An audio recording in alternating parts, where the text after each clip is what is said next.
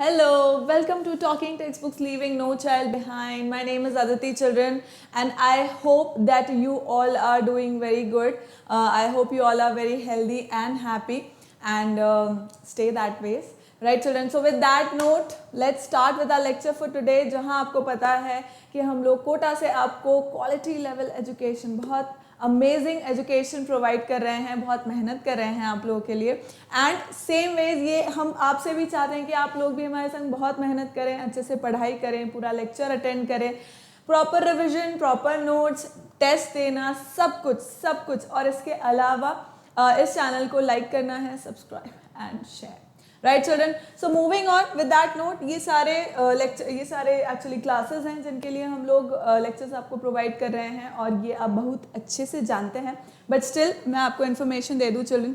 So this is 6 to 8 olympiad जितने भी होते हैं उसके लिए हम लोग प्रिपरेशन कराते हैं. NTSC, NSC, JS, PRMO, NMTC 6 to 10 के जितने स्कूल लेवल एग्जामिनेशंस होते हैं. So we make lectures in all these classes और ये सब अवेलेबल हैं. आपको सिर्फ गो थ्रू करना है चिल्ड्रन और लाइक सब्सक्राइब तो करना ही है. So this chapter is for class 6 children. 6 standard के लिए लेक्चर है एंड इसके अंदर हम लोग एक्चुअली पूरा चैप्टर कंप्लीट कर चुके हैं. Like we have already studied the basic geometrical ideas. पूरा चैप्टर हम लोग कंप्लीट कर चुके हैं. 4 लेक्चर्स थे इसके. आज हम लोग रिविजन करेंगे इसका. Right children, so today we will be doing revision of this and importantly. और हम क्या करेंगे इसके अलावा, रिवीजन तो करेंगे इसे और फिर इसके नेक्स्ट लेक्चर में फिर हम लोग कुछ ओलंपियाड लेवल के क्वेश्चंस देखेंगे. सो आज का जो लेक्चर है वो बहुत ही ज़्यादा इम्पॉर्टेंट है. किस तरह से, एक तो ये चिल्ड्रन की इस चैप्टर में बहुत सारी ऐसी इंपॉर्टेंट चीज़ें हैं जो आप ये समझिए कि ज्योमेट्री को एक बेस लेवल जो है, एक बेस जो है ज्योमेट्री का वो यहीं से ही जनरेट होता है. यही सब चीज़ें हमें जो मैं लेक्चर में पढ़ाई है और आज भी रिवीजन में लूँगी, यही सब चीज़ें इंपॉर्टेंट होती है चिल्ड्रन. इन सबको समझना पढ़ना एंड वही फिर हमारा स्ट्रॉन्ग फाउंडेशन बनता है ताकि हम आगे जो भी और पढ़ाई करें, मतलब ज्योमेट्री में और जो भी कंसेप्ट आते जाएंगे तो जब ये क्लियर होगा तो वो बहुत आसानी से हमें समझ में आ जाएंगे. राइट चिल्ड्रन, तो ये इसका बहुत ही बेसिक है. तो इसलिए ये बहुत ज़्यादा ज़रूरी है, ये चैप्टर बहुत ज़्यादा ज़रूरी है. कोई पॉइंट्स अगर हमारे छूट गए हैं तो वो भी हम आज कवर कर लेंगे. आपका अगर कहीं पर भी छूट गया है तो उस लेक्चर को भी अपन मतलब उस पॉइंट को भी आप लोग वापस से नोट कर पाएंगे. And this is our amazing team children. इन सब के बारे में तो आपको पता ही है. This is me, I am taking NMTC primary and sub junior children. My name is Aditi. Right, moving on, this is our Telegram channel. Telegram channel में चिल्ड्रन ये सारे अलग अलग क्लासेस के लिए चैनल्स बने हुए हैं. आपको अपनी क्लास के अकॉर्डिंग ज्वाइन करना है. For example this class, particularly this class is for mathematics 6 standard. Right, what you have to join is TTB06. Telegram app download करो, सर्च करो TTB06 और उसके अंदर आपको क्या करना है, you have to like join that. Right, अब ज्वाइन करने के बाद why I am asking you to join is, first of all it is free, so like you won't have to pay anything for that, right? And then importantly, why I am asking you to join is because whatever latest information that is to be given regarding the lectures or the commencement of the lectures, you will get notifications for each and everything, right? So none of your information would be missed by that, है ना. आपका कोई भी lecture है, कुछ भी है, वो miss नहीं होगा. Clear children? So this is one thing. And the important part is our website talkingtextbooks.in, जहाँ पे आपको ये पैकेजेस दिखेंगे जो आप यहाँ देख सकते हैं. So the complete package is for 6300 only children. पूरे ईयर लॉन्ग के लिए आपको सिर्फ 6300 रुपीज़ ही पे करने हैं. उसमें आपको स्टडी मटेरियल मिल रहा है, टेस्ट सीरीज मिल रही है, बाकी दुनिया भर की सब चीज़ें मिल रही है, ये सब लिखी हुई है यहाँ पर. राइट, एंड वो कब मिलेगा 6300 अप्लाई कब होगा children, when you use my code AV Live. तो आप AV Live कोड यूज़ करोगे, आपको 30% का डिस्काउंट मिल जाएगा और जो कंप्लीट पैकेज यहाँ पे 9000 का लिखा हुआ है वो आपको 6300 में मिल जाएगा. राइट, अब still if you feel that you have enough study material, you do not require it, और मतलब आपके पास इनफ है और ज़रूरत नहीं. Right, so this is the second package which you can take, that is for 2450 after applying my code again. Right, otherwise this is for 3500. Right. तो अब इसके अंदर भी क्या है चिल्ड्रन कि जैसे like you if you want to test your knowledge, you want to know what are your weak points, what are your strong topics, and you do not have to like give more time to those topics, तो ये सारा analysis के लिए you can opt for this test package children, right. इसमें भी वही होगा, पूरे ईयर लॉन्ग के लिए you will be having the cumulative test and part test and the syllabus would be given to you already, ठीक है। जो भी सिलेबस होगा वो आपको दिया जा चुका होगा टेस्ट से पहले ही, काफ़ी पहले ही। Clear children? तो जितना भी इंफॉर्मेशन था, काफ़ी कुछ तो मैंने बता दिया है। स्टिल आपको कुछ क्वेरीज रहती है कि कैसे हमें हमारा मॉड्यूल्स जो हैं वो मिलेंगे, किस मोड में मिलेंगे, कैसे हमें वो करना है।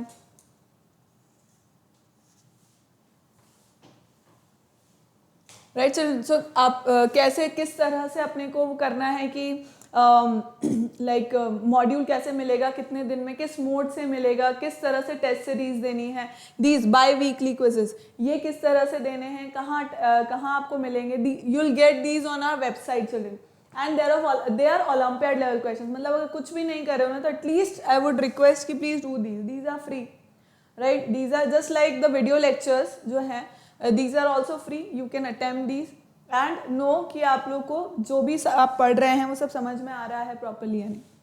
Clear children? तो ये तो हुई ये सब बातें। अब जो भी इन्फॉर्मेशन की मैं बात कर रही थी कि एक्स्ट्रा इन्फॉर्मेशन जो भी आपको चाहिए, टेस्ट सीरीज कैसे ज्वाइन करना, whatever that is, you can call on this number children, it is written here 9549041111। You can call on this number and all of your queries would be handled, right. जो भी आपको information चाहिए वो इस number से आपको मिल जाएगी। Clear children? So I hope I have made myself clear, very, very clear. So let's start with our chapter.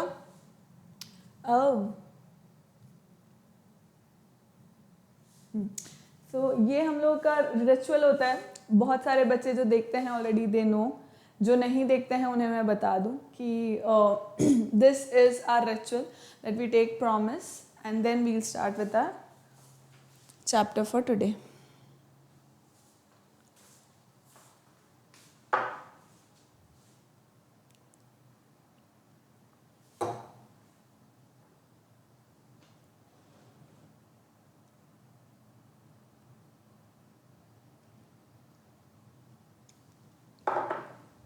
चलो करें।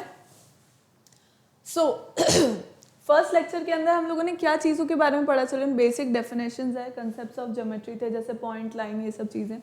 अब इसको जानने से पहले प्री रिक्विजिट मैंने क्या बताया था। अब जैसे देखो आज का जो लेक्चर है ना, आज का जो पूरा लेक्चर है, इसका प्री रिक्विजिट यही है, पूरे लेक्चर का कंप्लीट प्री रिक्विजिट यही है कि आपने ये चारों लेक्चर देखे हुए हों, ताकि क्योंकि जब हम रिवीजन लेंगे फटाफट तो आपको समझ में आता जाएगा, पहली बात। दूसरी बात ये है कि इस पूरे चैप्टर को हो जाने के बाद, मतलब पूरे लेक्चर को हो जाने के बाद, you will be able to like understand everything at one go. मतलब आपको पूरा एक इन्फॉर्मेशन पूरा गैदर हो जाएगा, फिर कहीं आपके कोई भी पॉइंट्स मिस हो गए हैं नोट्स के अंदर, वो सब आप दोबारा से लिख सकते हैं और रिविजन हो जाएगा अच्छे से, राइट।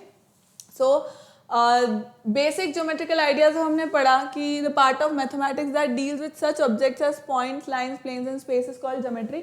बेसिकली ज्योमेट्री क्या होता है children? It is part of mathematics that deals with the study of the objects, the shapes around us, right. जो भी ज्योमेट्रिकल शेप्स हैं, साइजेस हैं, उन सब की प्रॉपर्टीज को समझना, उन सबको समझना, दैट इज बेसिकली ज्योमेट्री, ठीक है, वो ज्योमेट्री होता है। तो शेप, साइजेस, जो डिफरेंट ज्योमेट्रिकल शेप्स हमारे आसपास होते हैं, हमारे एनवायरनमेंट में होते हैं, उन सब की प्रॉपर्टीज को समझना, उन्हें हम उसको समझ करके हम उसे किस तरह से यूटिलाइज कर सकते हैं, ये सब चीज़ों के बारे में होती है ज्योमेट्री, ठीक है। तो स्टार्ट करते हैं हम लोग पॉइंट से चिल्ड्रन।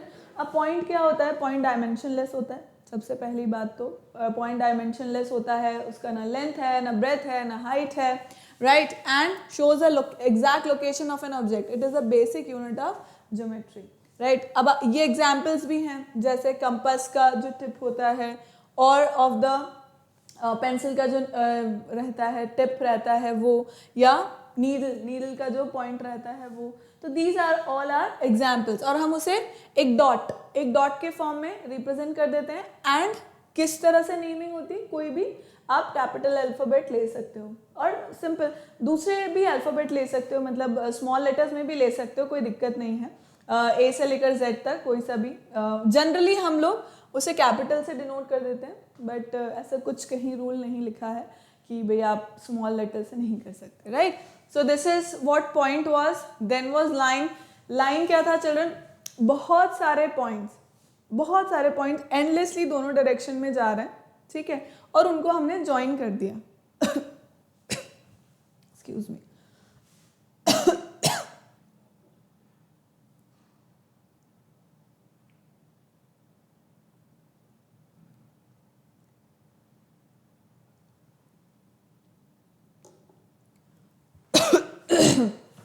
उनको हमने ज्वाइन कर दिया जब, तो वो क्या कहलाए children, that will be known as a line. A line is a collection of point going endlessly in both directions along a straight path, ठीक है। एक स्ट्रेट पाथ में हमने बहुत सारे पॉइंट्स बना रखे हैं, एंडलेसली दोनों डायरेक्शन में जा रहे हैं, उन सब पॉइंट्स को हमने ज्वाइन कर दिया, ठीक है, तो दैट बिकम्स अ लाइन। वो क्या कहलाती है, लाइन कहलाती है। Then if two or more lines meet each other at one point then they are known as intersecting lines. ये बताया था मैंने कि भाई दो लाइंस हैं इंटरसेक्ट कर रही हैं, अगर एक दूसरे को कट कर रही हैं तो मतलब उनको हम इंटरसेक्टिंग लाइंस बोलते हैं, और जहाँ पे वो कट कर रही होती है उसको इंटरसेक्टिंग पॉइंट बोल रहे होते हैं, राइट। तो ये तो इन्फॉर्मेशन थी से, और उसके अलावा two intersecting lines have one common point only, मतलब कोई भी दो इंटरसेक्टिंग लाइंस होंगी चिल्ड्रन, कोई भी दो इंटरसेक्टिंग लाइंस होंगी तो उनका कॉमन पॉइंट, इंटरसेक्टिंग पॉइंट एक ही होगा, क्लियर है, उनका इंटरसेक्टिंग पॉइंट क्या होगा, एक ही होगा, है ना। तो ये अपन ने पढ़ लिया था। Then we studied about parallel lines, की भाई दो लाइंस हैं, ठीक है, अब उनके बीच का जो डिस्टेंस है दैट इज कांस्टेंट, राइट। दो लाइंस है, उनके बीच का जो डिस्टेंस है that is constant and they are not intersecting anywhere, even if you like endlessly उन्हें अगर if you keep on increasing the line, even if you keep on increasing the lines both ways, तो भी they would never intersect each other, वो लोग meet नहीं करेंगे। So that is known as parallel lines, right. If two or more lines do not meet each other, however far they are extended, then these are known as parallel lines. उनको हम क्या बोलेंगे, parallel lines बोलेंगे children. And what did I say? कि उनके बीच का जो distance है that would remain same, वो constant रहेगा, मतलब that would remain same, अलग अलग नहीं होगा, है ना। तो these are known as parallel lines. फिर the distance between two parallel lines is always same, ये मैंने बता ही दिया था children. And important कुछ examples जैसे हमने कहा देखे थे, जो रेलवे लाइंस होती हैं वो हो गए, राइट। जो आपका स्केल होता है, बुक जो साइड्स होती हैं, राइट। तो these all are what children, parallel lines, ठीक है। ये हमने देखा था इसके अंदर। ये दीज, अब ये जो हैं ये दोनों क्या हैं, दीज आर इंटरसेक्टिंग लाइंस, ये इंटरसेक्टिंग लाइंस है चिल्ड्रन, दोनों यहाँ पे जाके इंटरसेक्ट करिए, इनके बीच का जो डिस्टेंस है वो भी अलग अलग हो रहा है। दिस वॉज द सिंबल जिससे हम डिनोट करते थे, इस तरह से दो स्लैंटिंग लाइंस थी, राइट। उनको हम क्या बोलते थे, excuse me children, excuse me,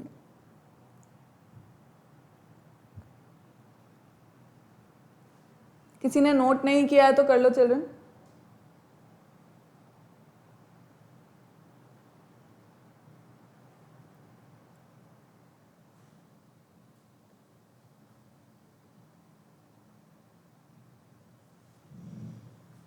then next was line segment. अब लाइन सेगमेंट भी लाइन का ही पार्ट था, बस ये होता है कि इसका एक फिक्स्ड मेजरमेंट हो जाता है, राइट।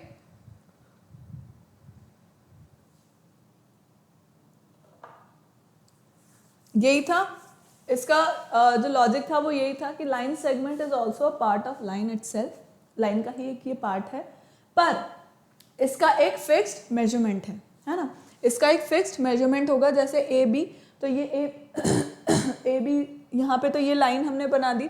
अब दिस इज 7 सेंटीमीटर, ठीक है, उसका उस लाइन का एक पार्ट है ए बी लाइन सेगमेंट, जिसका जो मेजरमेंट है दैट इज 7 सेंटीमीटर, ठीक है। इसको डिनोट करने का तरीका क्या था चिल्ड्रन, कि एक सिंपल एक लाइन आप उसके ऊपर लिख दो।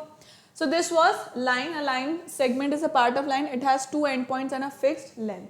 तो इसके 2 end points होंगे, ये हमें पता था, 2 end points हैं भाई। लाइन के तो कोई end point नहीं होते, वो तो एंडलेसली दोनों साइड आप बोथ द डायरेक्शंस में आप उसको मूव कर सकते हैं, मतलब you can extend it. but then line segment you cannot extend because it has fixed points, right? So this was line segment. Next was array. Right, so रे के अंदर क्या था, अब इसमें एक फिक्स पॉइंट था और रेज निकल रही थी, राइट? रेज एक साइड, ये भी लाइन सेगमेंट, ये भी लाइन का ही पार्ट है. Ray is also part of line itself, but then इसके अंदर unlike a line and unlike a line segment जिसमें दोनों पॉइंट जो है, दोनों साइड जो है वो फिक्स होती हैं, रे के अंदर एक साइड फिक्स होती है और दूसरी साइड एंडलेसली चलती जाती है, राइट? दूसरी साइड एंडलेसली चलती जाती है. अब इसके अंदर क्या हो रहा है चिल्ड्रन? इसके अंदर क्या हो रहा है, जैसे एग्जाम्पल हम लेंगे अगर रेस का, तो we can see the biggest example, जैसे मैंने बताया था कि सन है, राइट? या torch, right? So these are examples of what? Ray. See, ray is a portion of line which starts with a point and goes endlessly in the another direction, right? So sun, torch, all these. अब ये fix point है. अब इसको कैसे denote करेंगे children? जो side fix है वहां पे तो स्ट्रेट लाइन चलती जाएगी, वहां पे फिक्स पॉइंट आ जाएगा, और जिस साइड वो एंडलेसली बढ़ रही है उस साइड हम एरो लगा देंगे, ठीक है? कभी कभी हम लाइन को भी या लाइन सेगमेंट को भी इसी तरह से डिनोट कर देते हैं, ठीक है? कभी कभी वो ऐसा हो जाता है, बट देन इट राइट्स, वो right like it will write, question में लिखा हुआ होगा, मेंशन होगा. Clear? Next was collinear points. अब कोलिनियर पॉइंट्स क्या होते हैं children?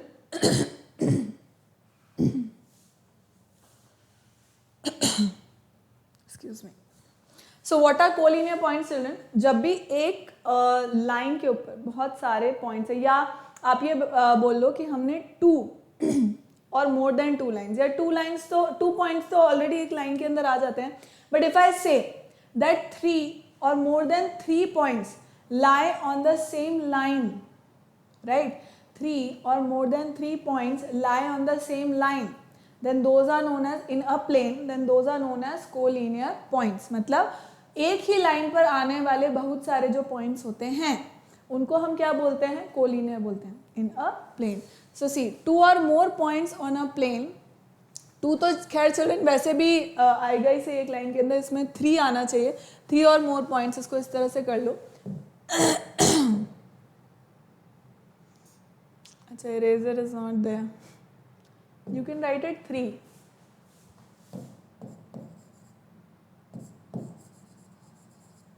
Right? So 3 or more than 3 or more points on a plane are said to be collinear if they lie on the same plane. ठीक है? तो 2 point तो आएंगे ही सही भाई, 2 पॉइंट तो आएंगे ही सही, है ना? So 2 or more points on a plane are said to be collinear if they lie on the same plane, lie on the same line in the plane.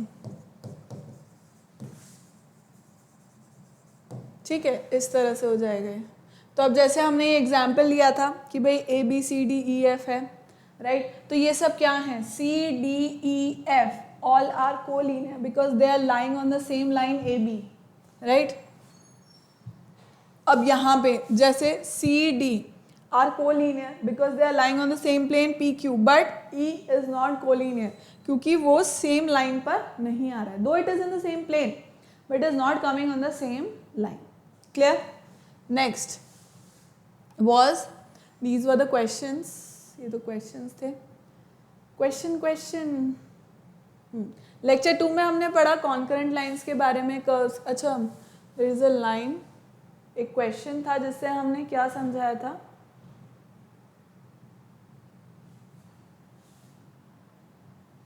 Okay, concurrent I guess बाद में आएगा, ठीक है.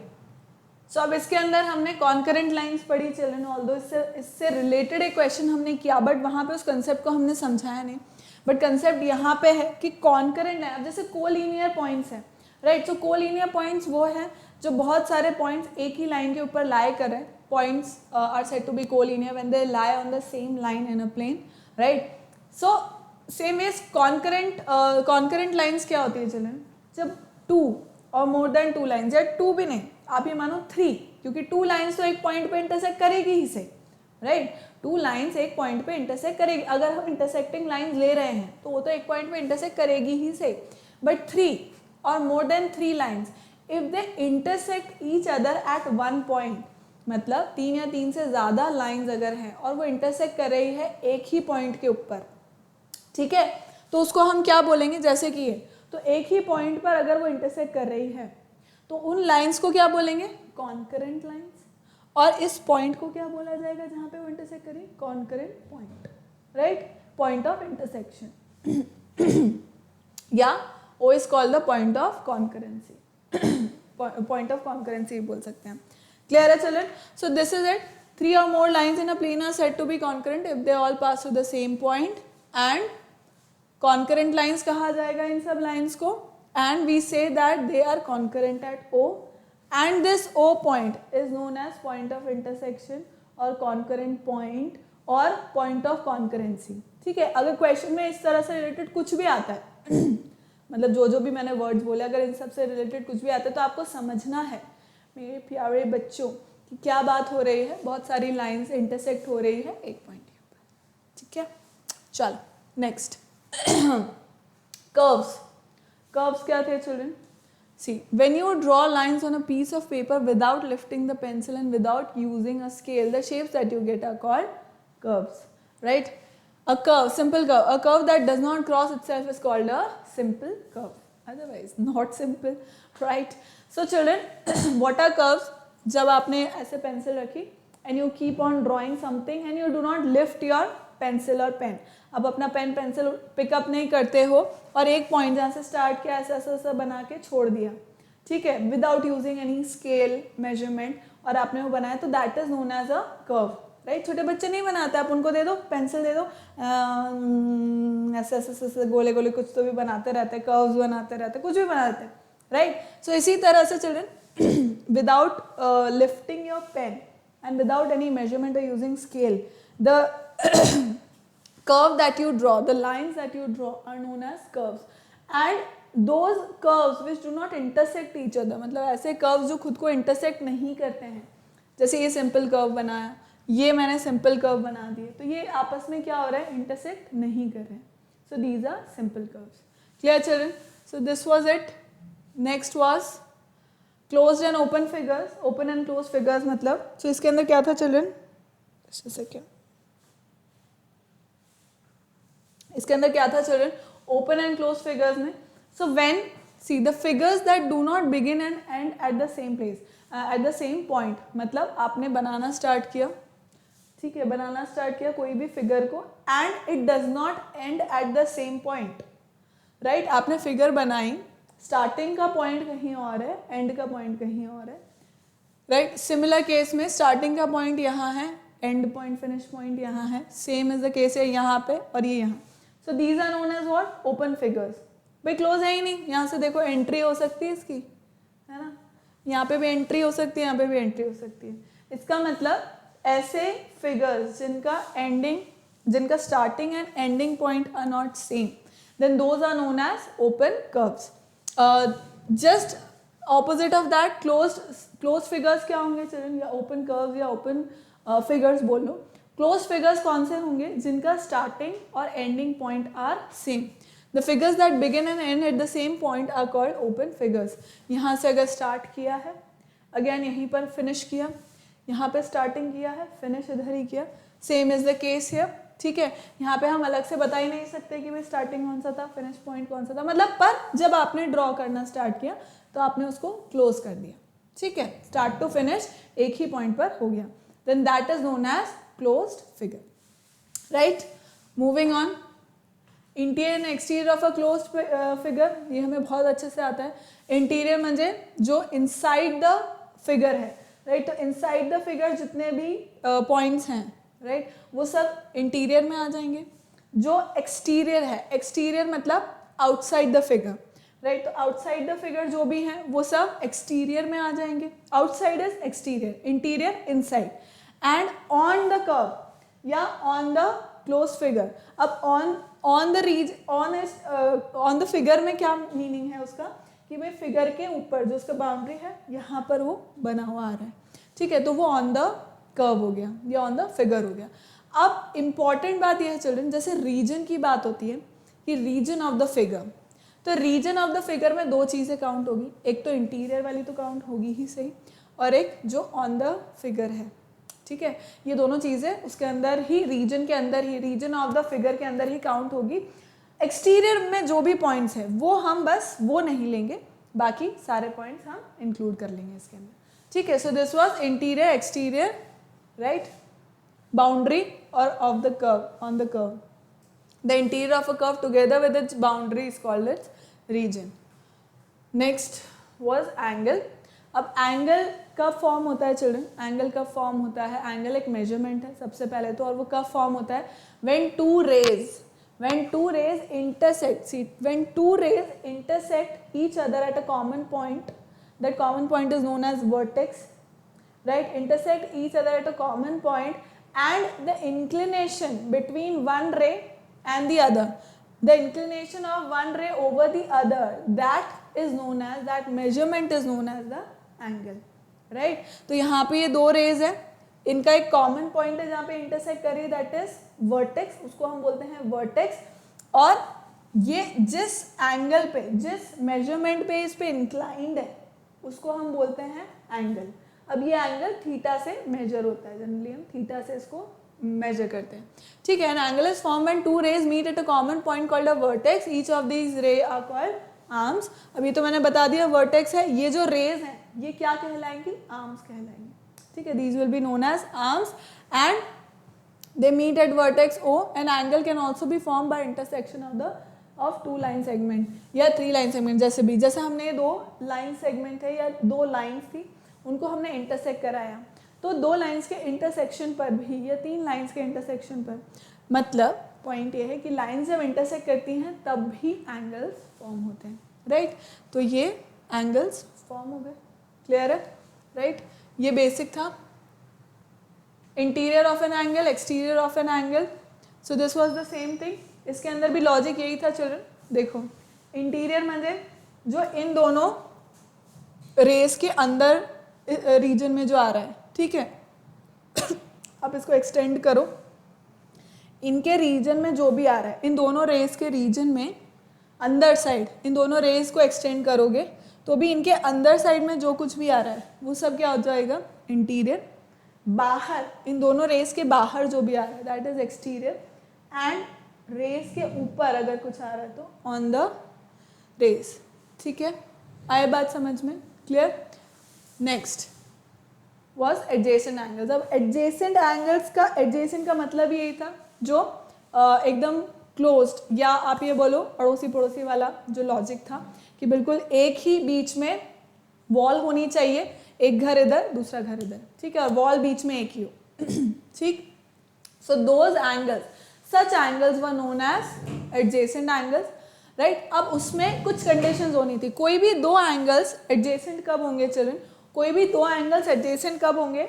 जब उनकी तीन condition पूरी होगी। तीन कंडीशन क्या पूरी होगी? एक तो ये कि जहाँ पे ये दोनों एंगल्स इंटरसेक्ट कर रहे हैं, राइट, तो दोनों एंगल्स का जो कॉमन पॉइंट है, राइट, वर्टेक्स जो है वो क्या होना चाहिए? There should be one common vertex, vertex of all three rays should be common, ठीक है। तो पॉइंट क्या है? पहला कंडीशन क्या है कि भाई तीनों रेज का वर्टेक्स, कॉमन पॉइंट जो है, इंटरसेक्टिंग पॉइंट जो है वो एक ही होना चाहिए। वर्टेक्स म्हणजे एक ही होना चाहिए, ठीक है, that is O. There should be one common arm, एक कॉमन आर्म होनी चाहिए, है ना, ये रही कॉमन आर्म। और जो दोनों नॉन कॉमन आर्म्स हैं, जो दोनों नॉन कॉमन आर्म्स है, जैसे कि ये और ये दोनों क्या होनी चाहिए? These should be opposite to each other and on both the sides of the common arm, ठीक है। कॉमन आर्म के एक इस साइड होनी चाहिए, दूसरी इस साइड होनी चाहिए, तो ऑपोजिट हैं दोनों एक दूसरे से, ऑपोजिट साइड्स पर है, and towards both the side of the common arm, right. तो the non common arm should be opposite to each other and common arm should be between them, common arm उनके बीच में होना चाहिए। तो ये दोनों साइड पे प्रेजेंट होनी चाहिए। क्लियर है चिल्ड्रन? तो ये थे क्या? Adjacent angles. Two angles have a common arm, a common vertex and lie on either side of the common arm are called adjacent angles। common arm के दोनों साइड पे जो एंगल्स आ रहे हैं, so these are known as adjacent angles. ठीक है, कोई भी एंगल को एडजेसेंट होने के लिए ये 3 कंडीशन की जरूरत थी. क्लियर? नेक्स्ट हुआ क्लोज फिगर्स. अब क्लोज फिगर्स क्या है? जिनका स्टार्टिंग और एंड पॉइंट एक ही है. अभी हमने थोड़ी देर पहले ही देखा क्लोज फिगर्स क्या है कि भाई जिनका स्टार्टिंग और फिनिश पॉइंट एक ही होगा वो होंगी क्लोज फिगर्स, और जिनका ऐसा नहीं होगा वो क्या कहलाएंगी? Open figures. और कहीं पर अगर इंटरसेक्टिंग पॉइंट नहीं आ रहा है, अगर लाइन्स इंटरसेक्ट नहीं कर रही हैं, तो वो क्या कहलाएंगी? Simple closed curves. See the figures that begin and end at the same point are called closed figures. They are also called closed curves. The closed curves that do not cross themselves are called simple closed curve. अब यहाँ पे ये जो closed curve बना हुआ है children, ये सारे closed curve जो बने हुए हैं ये intersect नहीं कर रहे एक दूसरे को, intersect नहीं कर रहे एक दूसरे को, भाई start to finish खत्म हो रहा है. तो these are known as what? Simple closed figures. ठीक, जिनको simple closed curves भी बोलते हैं. Next was questions. Fine. Next इसके अंदर लेक्चर 3 के अंदर चिल्ड्रन हमने पॉलीगन्स एंड ट्राइंगल्स पढ़े थे. We studied about polygons and triangles in this. अब इसमें क्या पढ़ा था हमने? So what were polygons? Polygon is a closed figure joining 3 or more line segments, not curves. Polygon name itself suggests कि poly means many, gons means side. So बहुत सारे a closed figure which is made up of line segments, intersection of line segments, right? So those are known as polygons, right? तो minimum हमें 3 line segments की ज़रूरत होती है. 2 line segments से हम closed figure नहीं बना सकते, वो एक ओपन फिगर रहेगा. ओपन कर्व मान लो, ओपन फिगर मान लो. क्लोज फिगर अगर बनाना है तो that has to be minimum of 3 line segments are necessary, right. So हम पॉलीगन जब स्टार्ट करते हैं, see polygon is a close figure made by joining 3 or more line segments, right, where each line segment intersects exactly 2 other line segment. हर एक line segment exactly 2 दूसरी line segment को intersect करती है, right. तो अब इसके अंदर भी हमने स्टार्टिंग पढ़ा कि जैसे ट्राइंगल है तो ट्राइंगल 3 साइड हुआ, फिर 4 साइड है तो क्वाड्रिलेटरल, 5 साइड है तो pentagon, 6 hexagon, heptagon, octagon, nonagon, decagon, right. So इस तरह से हमने इसको पढ़ा था. कॉपी नहीं किया चिल्ड्रन तो कर लेना इसको.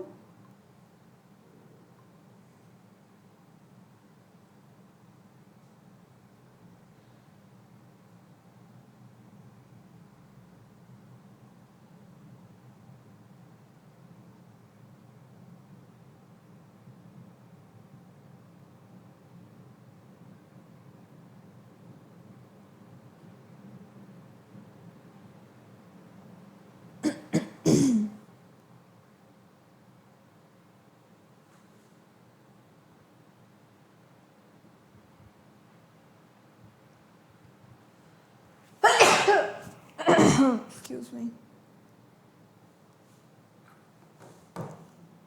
ठीक है children. So these were according two sides. अब इनका जो नामकरण है, जो नेमिंग है इन पॉलीगन्स की, वो किसके ऊपर बेस्ड है चिल्ड्रन? नंबर ऑफ साइड्स पर. ठीक है, इसमें 3 साइड्स है सो ट्राइंगल, इसमें 4 साइड्स हैं, 4 साइडेड क्लोज फिगर है तो क्वाड्रिलेटरल, 5 साइडेड क्लोज फिगर है तो पेंटागन, 6 साइड्स है तो हेक्सागन, 7 साइड्स है तो हेप्टागन, ऑक्टागन, 9 साइड्स है नॉनागन, 10 साइड्स है डेकागन एंड सो ऑन. ऐसे और चलते जाते हैं, right. Then sides and vertices of diagonals. अब साइड्स क्या है चिल्ड्रन? ये साइड हमें पता ही है, राइट, जो इंटरसेक्ट कर रही हैं एक दूसरे को, साइड्स. देन वर्टिसेस, जिन पॉइंट्स पर 2 लाइंस एक दूसरे को इंटरसेक्ट कर रही है किसी भी एक पॉलीगन के अंदर, राइट, मतलब पॉलीगन में. So those were known as vertices. Then was diagonals. So what were diagonals, children? Please remember, diagonals are the line segments which join to non-adjacent angles या non-adjacent vertices. ठीक है, तो अगर मैं इस vertex से इधर join करना चाह रही हूँ तो this would be known as diagonal. मैं इस vertex को, इसके adjacent vertex ना इधर ना इधर, इन दोनों जगह join नहीं कर सकती. क्यों नहीं? अगर करूंगी तो वो डायगोनल नहीं कहलाएगा. वो क्या कहलाएगा children? It will be known as simple line segment, क्योंकि ये तो लाइन सेगमेंट ही बन रहा है. डायगोनल कब बनेगा? जब मैं नॉन एडजेसेंट एंगल से, नॉन एडजेसेंट वर्टेक्स से उसको कनेक्ट कर दूंगी. सिमिलरली यहाँ पर भी कनेक्ट हो जाए, फिर यहाँ से भी इस तरह से कनेक्ट हो जाएगा. राइट। तो बहुत सारे डायगोनल्स बन जाएंगे, मैंने बताया भी था कि इसका एक फॉर्मूला होता है जो हम आगे पढ़ेंगे, राइट। But then basic meaning of diagonals have been understood, I suppose that. Next was the end points of the same side are called the adjacent vertices। अब adjacent vertices का भी लॉजिक इसी में ही था। adjacent vertices क्या होते हैं children?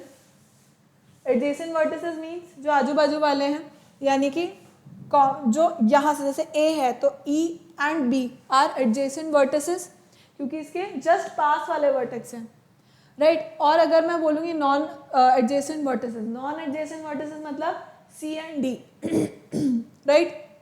तो these were adjacent vertices and non-adjacent vertices, and same is the case with angles as well। मतलब A का adjacent angles होगा B and E, non-adjacent होगा C and D, right? So this was a simple logic। Then was triangle। Then we studied about triangles की triangle is the first polygon that we study about। It has 3 sides, right? 3 sides होती हैं इसकी, 3 angles होते हैं। This we studied, 3 vertices होते हैं, यही इसके parts हैं भाई, A B C। 3 पॉइंट्स पर 2 लाइंस इंटरसेक्ट कर रही हैं, राइट, कॉमन पॉइंट्स जो हैं।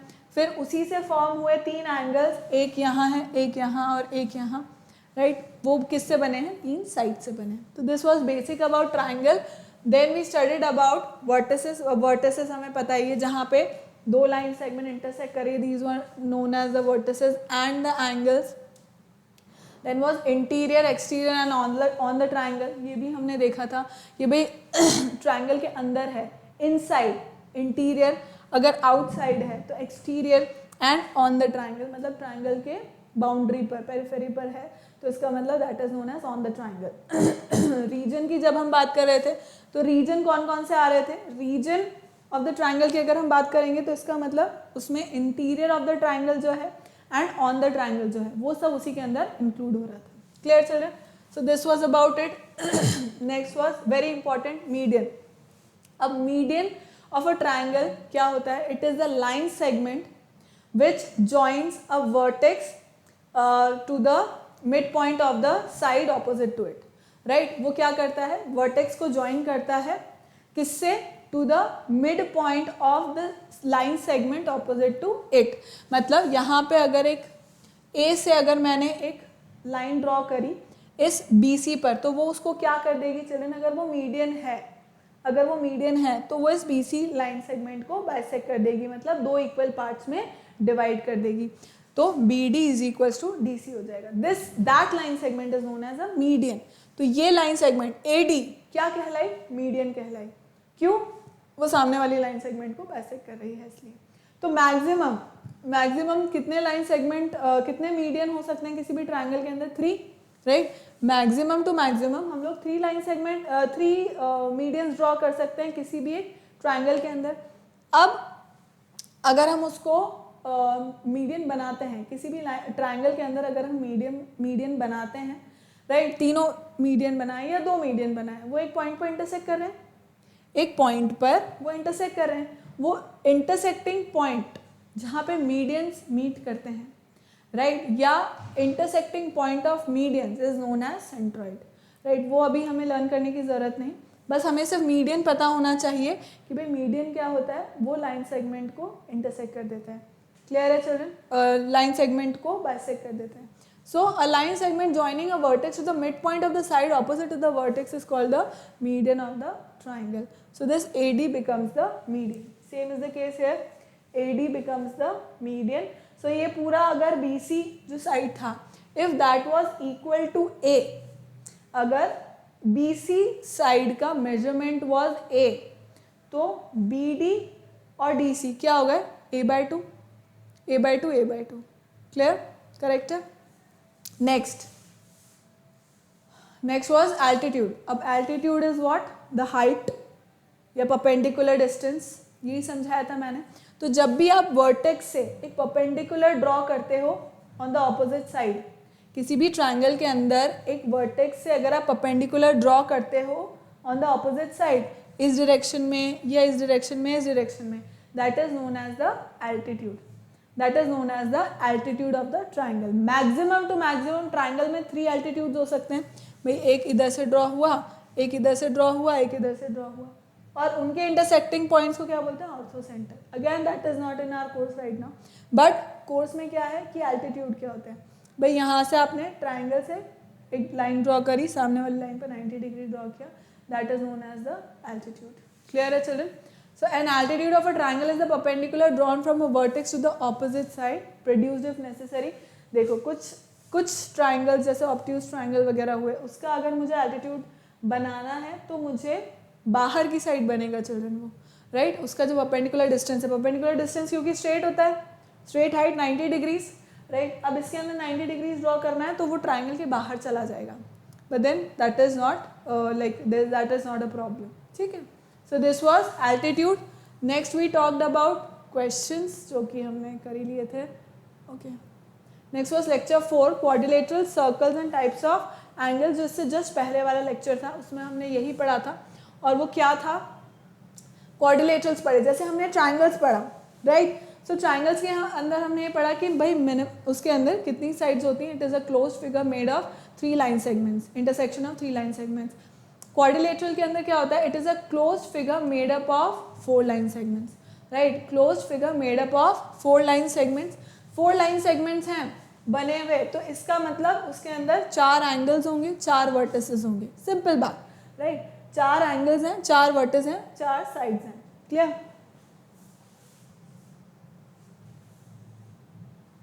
राइट? एंड अब इसमें क्या है, पैरेललोग्राम, मतलब अब जो क्वाड्रिलेटरल्स हैं these are also of different types. एक तो बेसिक क्वाड्रिलेटरल है, ठीक, बेसिक सा क्वाड्रिलेटरल है, बट उसमें भी कुछ स्पेशल टाइप्स हैं, क्वाड्रिलेटरल में भी स्पेशल कुछ टाइप्स हैं, उसके अलग अलग प्रॉपर्टीज होती हैं, but we are not into it right now, next class में पढ़ेंगे वो, next as in 7th standard 8th standard. Right now हमें सिर्फ इतना ही ज़रूरी है कि भाई 4 साइडेड क्लोज फिगर है तो वो पैरेललोग्राम भी हो सकता है, rectangle, rhombus, square, trapezium, kite, या एक नॉर्मल जनरल सा क्वाड्रिलेटरल हो सकता है। ठीक है, स्पेशल टाइप है, उसकी कुछ स्पेशल टाइप्स हैं, अगर वो इनकी प्रॉपर्टीज़ को अगर वो एकदम फुलफिल कर रहा है तो फिर वो इस कैटेगरी में आ जाएगा, रहेगा वो क्वाड्रिलेटरल ही फिर भी, क्योंकि 4 साइड है। देखो इन सब में 4 साइड्स हैं, 4 एंगल्स हैं, 4 वर्टिसेस हैं, ये सब क्वाड्रिलेटरल्स की कैटेगरी में ही आते हैं।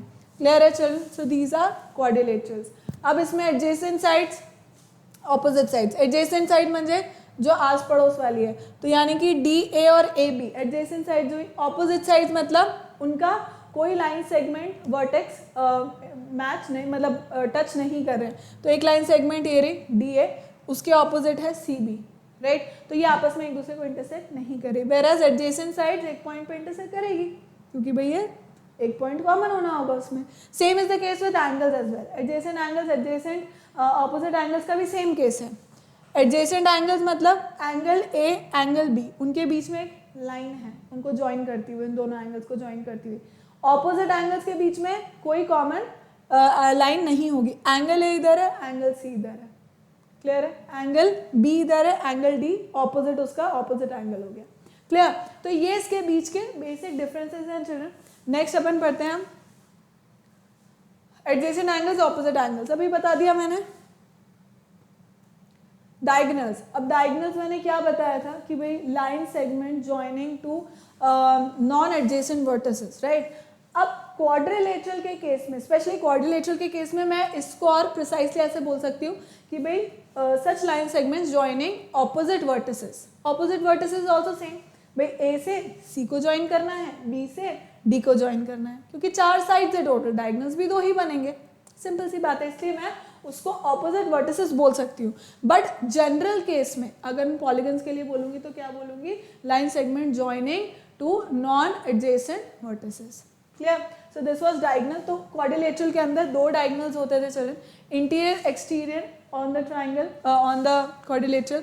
सो दिस वाज जो भी रेक्टेंगल के, नॉट रेक्टेंगल मतलब क्वाड्रिलेटरल के अंदर रीजन में जो भी आ रहा है, right? So that would be known as interior, inside, जो बाहर आ रहा है एक्सटीरियर, आउटसाइड, जो इस लाइन के ऊपर बाउंड्री के ऊपर आ रहा है वो ऑन द क्वाड्रिलेटरल रीजन में। अगेन वही बाउंड्री पे जो भी पॉइंट्स है, जो इंटीरियर में पॉइंट्स है, वो सब रीजन के अंदर आ जाएंगे। इतना बेसिक समझ गए हम। एंड इम्पॉर्टेंट पार्ट वाज, यहाँ पे एक बहुत ही इंपॉर्टेंट लाइन मैंने लिखी थी कि sum of all the 4 sides of a quadrilateral, Sum of all the four sides of a quadrilateral is known as 360 degree, right? यानी कि चारों एंगल्स का सम, ये मैंने लिख रखा है, चारों एंगल्स का सम कितना होता है क्वाड्रिलेटरल के अंदर, इट इज 360 डिग्री, एंड तीनों एंगल्स का sum in a triangle is 180 degree, which are very very important theorems. Clear children? So moving on, these were questions. Okay, then where was the circle? So circle, a circle is a simple closed curve, all of whose points are at the same distance from a given point O in the same plane. The given point O is called the center of the circle. Circle क्या था children कि एक कोई भी हमने point ले लिया, उस पॉइंट के अराउंड सेम डिस्टेंस पर हमने बहुत सारे पॉइंट्स ड्रॉ किए. मतलब ये एक सेंटर पॉइंट ले लिया, उससे एक पर्टिकुलर डिस्टेंस ले लिया, एक पर्टिकुलर फिक्स्ड डिस्टेंस ले लिया, उस फिक्स्ड डिस्टेंस पर हम इस तरह से पॉइंट्स बनाते गए. उन पॉइंट्स को मैंने क्या किया, ज्वाइन कर दिया. जब उन पॉइंट्स को ज्वाइन किया तो मुझे क्या फिगर मिला, एक सर्कल, एक सर्कल, क्लोज्ड कर्व सर्कल. ठीक है. सो अब वो जो डिस्टेंस था, वो जो सेंटर जहाँ पे मैंने पॉइंट ड्रॉ किया था और उस पॉइंट से मैंने इक्वल डिस्टेंस लिया था, तो वो पॉइंट उस सर्कल का क्या कहलाया, centre of the circle, right. वो पॉइंट जहाँ से, जो एक मैंने बेसिक पॉइंट लिया था जिसके अराउंड मैंने वो बहुत सारे पॉइंट्स बनाए थे एक फिक्स डिस्टेंस पर, तो वो पॉइंट क्या कहलाया, वो पॉइंट क्या कहलाया children, that was known as centre of the circle. और वो फिक्स डिस्टेंस वो क्या कहलाया, रेडियस ऑफ द सर्कल. ठीक है, that was known as radius of the circle. Second, next parts of the circle. अब ये तो आप सेंटर तो समझ गए कि भाई जो फिक्स पॉइंट था, राइट. और जो इक्वल डिस्टेंस है, जो सर्कल, जो सेंटर के अराउंड इक्वल डिस्टेंस है, मीन्स यहाँ से मैं अगर स्टार्ट करूँ ये एंडलेसली, ये सब क्या है, equal distance. That equal distance means that distance from the centre to the circle to anywhere on the circle, from the center to anywhere on the circle, that distance is known as radius, right. That distance is known as radius. Then next was center हमें पता लग गया, radius हमें पता लग गया, diameter twice of radius, मतलब radius का डबल radius का double is known as the diameter. कैसे पता, देखो chord, सब पहले हम पढ़ते हैं chord. अब chord क्या होती है, किसी भी सर्कल के ऊपर दो पॉइंट्स हमने लिए, कहीं पर भी किसी भी सर्कल पर, एक पर्टिकुलर सर्कल पर हमने दो पॉइंट्स लिए कहीं पर भी, और उन दोनों पॉइंट्स को ज्वाइन कर दिया. उन दोनों पॉइंट्स को अगर हमने ज्वाइन कर दिया तो that line segment is known as chord. वो लाइन सेगमेंट क्या कहलाएगी children, that will be known as chord. और अगर बाय चांस वो कॉर्ड सेंटर से पास कर गई, अगर वो कॉर्ड जो हमने बनाई कि भाई दो पॉइंट यहाँ मैंने ले लिए, जैसे ये एक ए पॉइंट है, एक सी पॉइंट है, सर्कल के ऊपर एक ए पॉइंट है, एक सी पॉइंट है, और उसको मैंने ज्वाइन कर दिया.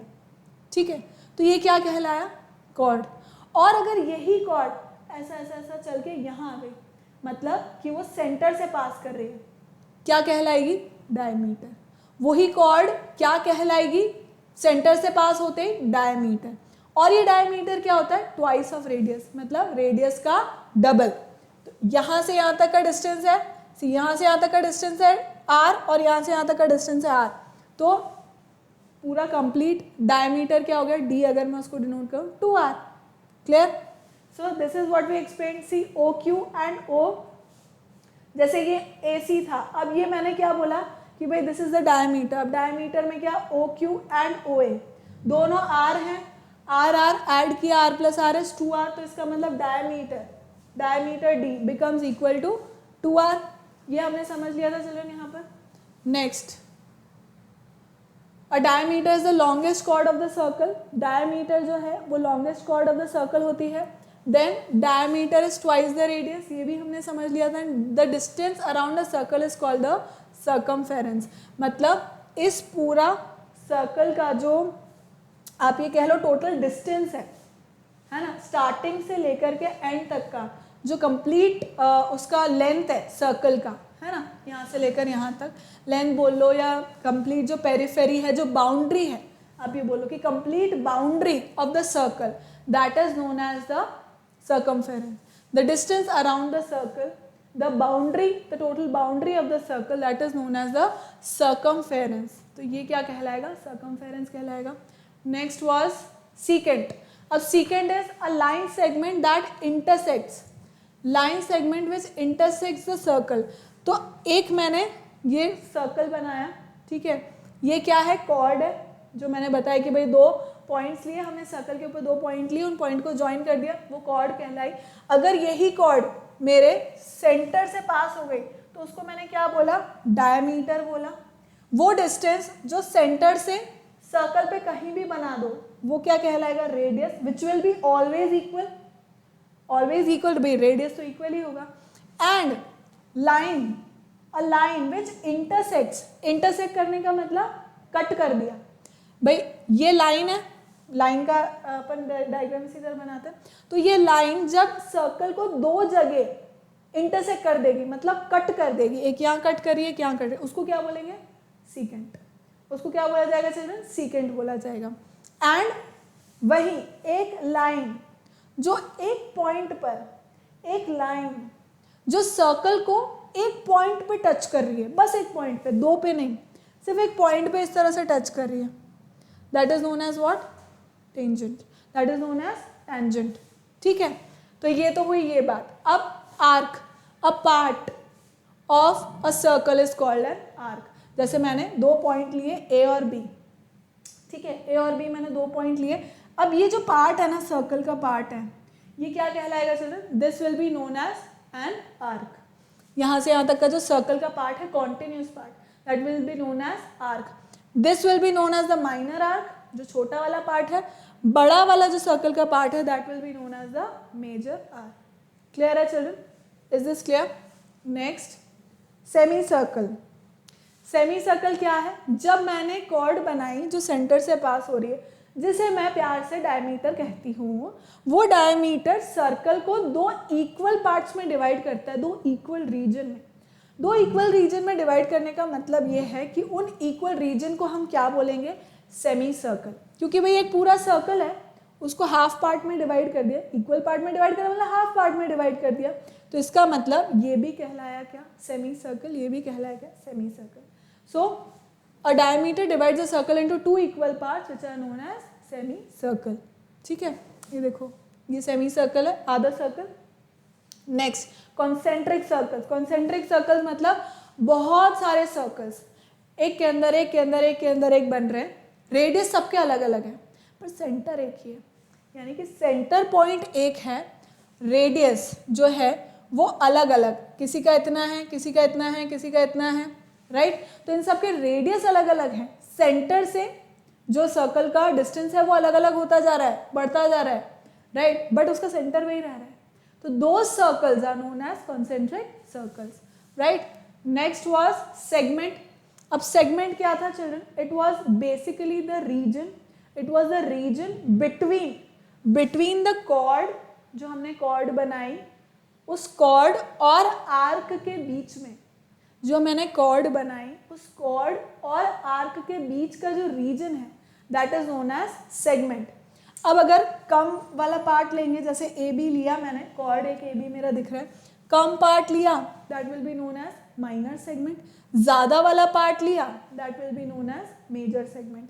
और अगर इस तरह से सेंटर से पास होता हुआ चला गया तो फिर वो सेमी सर्कल बन जाएगा, हाफ हाफ हो जाएगा, right. So a chord A B divides the, अभी माइनर सेगमेंट है, मेजर सेगमेंट है, ये मैंने बता दिया, right.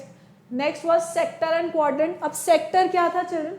Sector was again region. Sector भी एरिया है, रीजन है, पर किसके बीच में? Between two radii, between the two radii and the arc, between two radii and the arc. अब उसमें भी, सेक्टर में भी ये एंगल होगा, राइट. भाई दो रेडियाई हैं, दो रेडियाई हैं, तो एक एंगल फॉर्म होगा एट द सेंटर, सेंटर पर एक एंगल फॉर्म होगा, ऑब्वियस ही बात है, राइट. तो ये एंगल को हम क्या बोलेंगे? थीटा. ठीक है, ये एंगल किससे मेजर होगा? मतलब बोलेंगे नहीं, किससे मेजर होगा? Theta, right.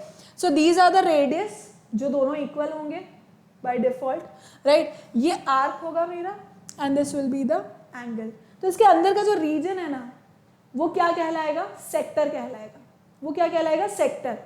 And by chance ये जो थीटा है यानी कि ये जो एंगल है वो 90 डिग्री हो गया, थीटा इक्वल्स टू 90 डिग्री हो गया, मतलब कि ये ऐसा दिखने लग गया, है ना। मतलब ये जो सेक्टर था वो इस तरह से हो गया, भाई इनके बीच का जो एंगल हो गया वो 90 डिग्री हो गया। तो अब वो सेक्टर क्या कहलाएगा, क्वाड्रेंट। उस सेक्टर को अब मैं क्या बोलूंगी, क्वाड्रेंट बोलूंगी, यानी कि this. And it is the 1/4 part of the circle. Circle का वो क्या होता है, 1/4 पार्ट होता है। क्लियर है children, it is the 1/4 part of the circle. So then was linear pair children. Linear pair मतलब एक लाइन का जो टोटल एंगल होता है वो 180 डिग्री होता है। तो सच पेयर ऑफ एंगल्स जो एक लाइन के ऊपर ड्रॉ हो रहे हैं तो उनका सम कितना होगा, 180 डिग्री बाय डिफॉल्ट। उन्हें हम क्या बोलते हैं, सच पेयर ऑफ एंगल्स जिनका सम 180 डिग्री होगा, राइट। और वो एक लाइन का पार्ट होंगे, उनको हम क्या बोलते हैं children, we call them as linear pairs. अब linear pairs are supplementary as well, supplementary होते हैं। क्यों सप्लीमेंट्री बोलते हैं, if you remember supplementary angles क्या होते हैं, ऐसे एक्सक्यूज मी, ऐसे एंगल्स जिनका सम कितना होता है 180 degree, those are known as supplementary angle. तो linear pairs are supplementary angles, supplement to each other, right. So this was linear pair. Then vertically opposite angles, जब भी दो लाइन सेगमेंट्स बोल लो या लाइन्स, सेगमेंट्स तो अगर हमें दिया हुआ है तो, बट जनरली दो लाइन्स जब भी इंटरसेक्ट करती है एक पॉइंट के ऊपर तो वो क्या बनाती है, वर्टिकली ऑपोजिट एंगल्स। मतलब ये इससे ऑपोजिट है, ये एंगल इसके ऑपोजिट है। अब opposite angles, vertically opposite angles आपस में क्या होते हैं चिल्ड्रन, इक्वल होते हैं, right. This angle will be equal to this angle and ये वाला एंगल इसके बराबर होगा। ये यहाँ पे अपन ने ड्रॉ करके देखिए 140 140 35, ठीक है। तो ये हो गए vertically opposite angles. Then next was complementary angles, जिन एंगल्स का सम 90 डिग्री के बराबर होता है उन एंगल्स को, उन such types of pairs of angles को हम लोग कॉम्प्लीमेंट्री एंगल्स बोलते हैं, जिनका सम 90 डिग्री है। एंड जिन एंगल्स का सम 180 डिग्री उन्हें सप्लीमेंट्री बोलते हैं। जैसे लीनियर पेयर भी सप्लीमेंट्री है, वो मैंने अभी बताया था, राइट चिल्ड्रन। तो ये सब हमने इसके अंदर पढ़ा था। Then we did the question and this was it for today children. Thank you so much for watching. Keep liking, keep subscribing and keep sharing. Remember to hit the bell icon so that you remain notified for all our upcoming awesome videos, amazing videos children. Don't forget to watch it and use my code AVLife to get 30% of discount. And children, bye bye, take care. Next lecture में हम लोग कुछ Olympiad level के questions करेंगे. Bye bye.